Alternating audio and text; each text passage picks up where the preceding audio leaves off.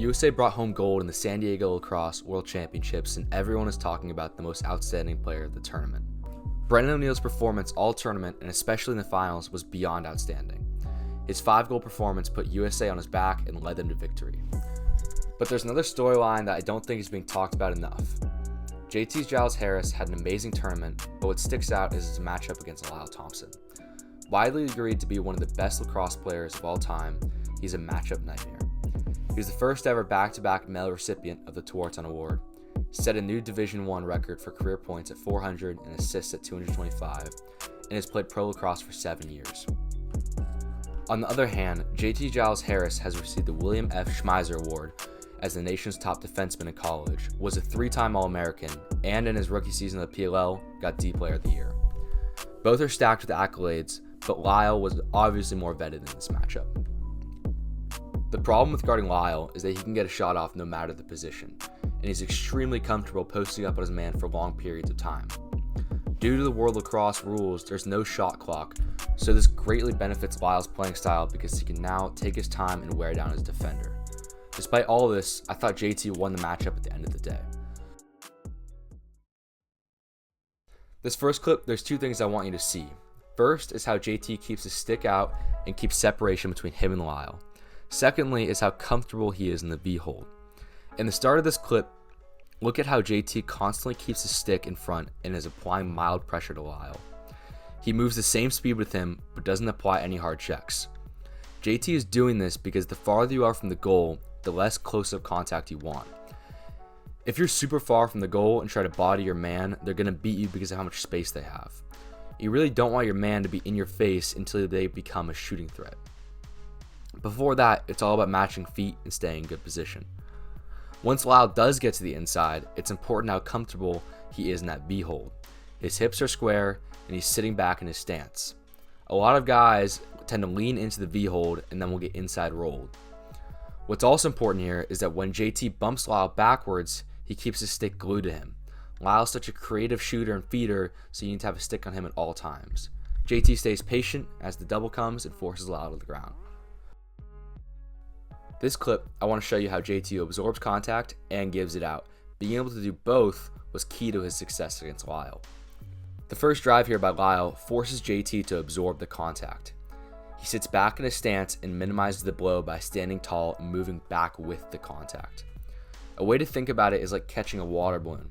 If someone threw a water balloon at you and you caught it without moving it, it would pop. Just as if you took a hit in the open field and didn't absorb it, you get knocked over. But once Lyle starts to post up and isn't moving forward, JT delivers the contact, making him uncomfortable. It's important though to watch how JT throws the cross check but stays upright and doesn't lunge forward. If you lunge when you deliver a hit, you're not going to be able to retreat into a drop step. Finally, as Lyle gets closer to the cage and becomes more and more of a threat, JT glues to him, making it hard to get a pass or shot off. A lot of JT Giles Harris' play style is based on keeping space between him and the dodger. This gives him time to react so he almost never gets beat. The give and take here though is that if you play this kind of style, you need to be strong.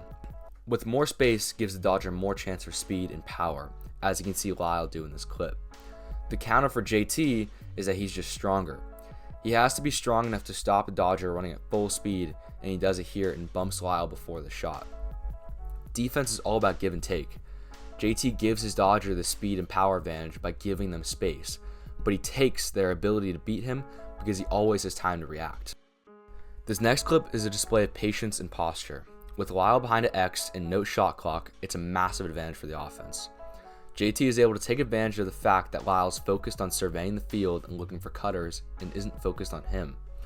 After meeting him at X, Lyle drives up to an island above the goal line extended. What's important to watch is how patient JT is sitting on Lyle's hip and his upright posture. This ensures that JT won't get inside rolled or plowed over. As a defender, this position is extremely tough, but there's 2 key things you should be thinking about.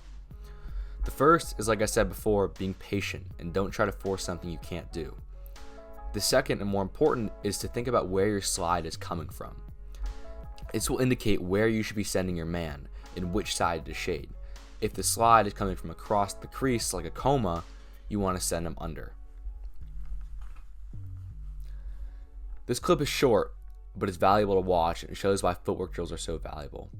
JT starts squared up at X and backpedals to stay with Lyle until he needs to open his hips and run with him. Almost exactly as JT opens his hips one way, Lyle rolls the other, causing him to create space. JT's dominant athleticism allows him to plant and change direction with his hips and rides the pipes or cuts the angle and meets Lyle.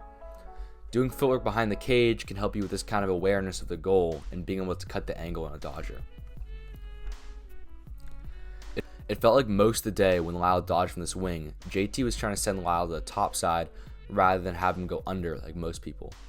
This is because of how dominant Lyle is with low angles and close quarters. So JT would rather have him sweep across the top far away from the cage. What I like about this clip though is how reactive JT's stick is when Lyle is acting as a feeder.